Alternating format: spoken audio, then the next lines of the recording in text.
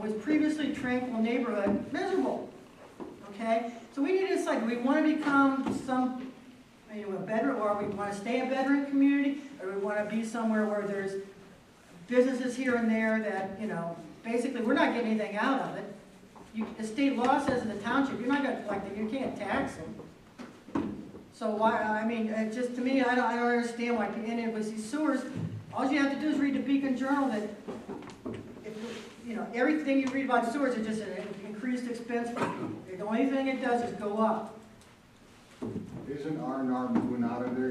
They are, but then another trash company bought the property, so they're just gonna go in and... Really? I wanted to buy that property. Oh, I wish you would have. I wanted for an asphalt company. They short $1 short a day left. And Nick, it's still zoned industrial, so.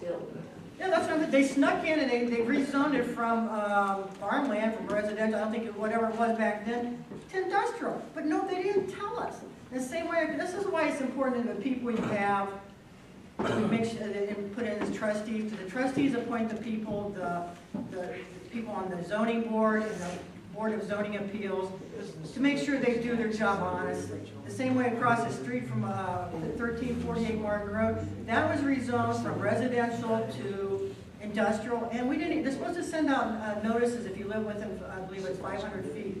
Well, our property's right across the street from there, they didn't send anything out. Okay? We should have a chance to say, no, we don't want to rezone industrial. But because we had dishonest people on the board back there, they didn't bother to send out the notice. Yes, I do mean dishonest. That was in the 60s, remember? Yeah. I just want to clarify that. In regards to this is probably a zoning question, in fracking, the injection wells, is the zoning committee involved in any of that, or getting permission to put it? No. Okay. Well, I've gone to a lot of the meetings on fracking and so forth.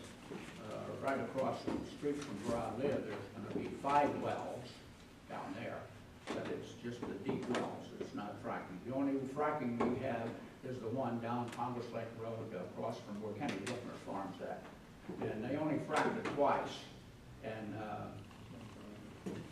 used a lot of water, I think, and they went ahead and when they were drilling, they used foam instead of water. But I think the question has to do with whether or not township trustees can regulate wells and fracking and stuff well, like that. everything's done by the state. I went to a meeting in Randolph, and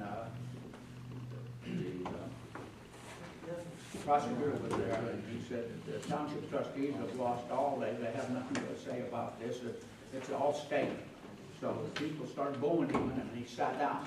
But it's the truth, and it's state. The state governs what we can do, and so there is some wells going in, but they're doing it the right way. And I had something, there was House Bill, I believe it was 248 in 2004, 2006. The state took all the power, any powers the township had or local government entities away, and gave it all to the state. Okay, we have virtually nothing, no powers. But I certainly believe that if there was something we had a grievance with about any of these wells, that trustees can write a letter to the state and address it to the ODNR, Department of Natural Resources, and the governor, and tell them our concern and demand that they listen to us. Okay, we just don't have to just sit there, and just take it. We can take some action, write the state, make an appointment with our representatives, and say, hey, we want something done about this. We want you to hear it, and we want you to address this problem. They're both right. The state does control all that. The only thing the township has involvement with is permitting for driveways. And we also have an agreement with the county to bond all of the roads used for oil and gas production. So what that means, I don't know if any of you live on Schwartz Road, but when they did the production down on Congress Lake Road, they came in on a Sunday and paved the road. They put 4 inches of asphalt down. So those companies are spending money to maintain those roads to make sure that they still have access to that property. Does the township receive revenue from fracking? Township doesn't receive revenue from anybody's business right now, none. Is that not a business? It does, it is a business. We don't receive any, My other point is, if we want to get more business into the township, as some of the trustees propose, or potential trustees, why do we want to get more business if we have a fracking business and it's not generating any revenue for the township? How do you know we're going to generate revenue from more business? Dave, do you want to address this, or do you want me to address this? More businesses you get, you still get property tax from different businesses. That is something you definitely will get. And it's a higher dollar-wise than residential. Next question. Have the property taxes increased on the areas that are being fracked? If so, why not? I don't believe they have. Are they not worth Because the more state doesn't potentially allow value? The surface property is not, because the lease is already signed, and it's, from what I understand, we haven't seen any additional revenues come in from that. Now, the addition that the farmer puts on his house, will get more money for that. Mhm. Can I ask a real quick question, right to his point? If you have to spend money to bring in sewers, to bring in business, are you going to make the money back on the increased property values of the business to cover the sewers? I would assume that before any sewer comes in, there would be some additional revenue, whether it's a JED or some type of a tax that comes in to accompany that. Because you can't just start a sewer. We would have to probably partner with another municipality. And if that was the case, then there would be a tax generated from every one of those industries or every one of those businesses. But those are all, I mean, it's all cart before the horse thing, because right now there's not a demand for commercial property or restaurants or anything in the township. So until that comes, like Tuscany drove that when it was a project. The Tuscany project required a sewer. That sewer required partnership with another municipality to generate that. What's the Tuscany? Tuscany was a over 55 community, kind of a retirement community that was going to go in off the winery there. What's happening with that property now? It's For sale. Yeah, that project's kind of backed off. Dave knows the principles. Who owns that property, Dave? Maynard owns that now, $1.2 million. 60 acres. You'd be an awesome asphalt company. I'm sure everybody that lives in Rivermont would love that right beside them. You build a house up there. I could give you two, but the one I have a problem. Do we have a problem with zoning? 'Cause nobody wants to build here in Suffield, and the zoning's so damn strict.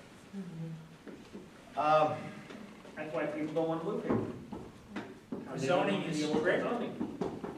We made a big change in zoning this year, full-time. We hired Adam Bay as the new zoning inspector for the township. That seems to have smoothed over some of those concerns that you have with the zoning. Zoning is a very difficult position, and Jim Albertoni, who was our zoning inspector, I'm sure a lot of people have talked to Jim, or if you've done any construction or any project, you've worked with Jim. Zoning is a position where 90% of the people you're going to say no to, and they're going to be mad at you. And over a 27-year career, Jim had a lot of people that he had to say no to. So we felt it was time to make a change with somebody who was a little bit better bedside manner and was able to work with people to get projects done as opposed to prevent them from getting things done. So hopefully, Charles, that will go away. I think some of what we're feeling, though, is just the economy in general, where we're just not seeing a lot of growth. There's no growth in Suffield. Well, I think, traveling around Ohio and being in the window business, there's not a lot of growth in any community. It's pretty slow. We had a new house come up on Congress Lake there at Swartz. Mm-hmm. I think it was a $400,000 house or something like that. Yeah. Big house. That's not. Big that's house, not yes, Portage, big is it? house. That's Stark County right there on, No, the one he's talking about still in Portage. Yeah. Yeah, just in the edge. 10 feet closer to the road it's supposed to be. 7 new houses on Highway.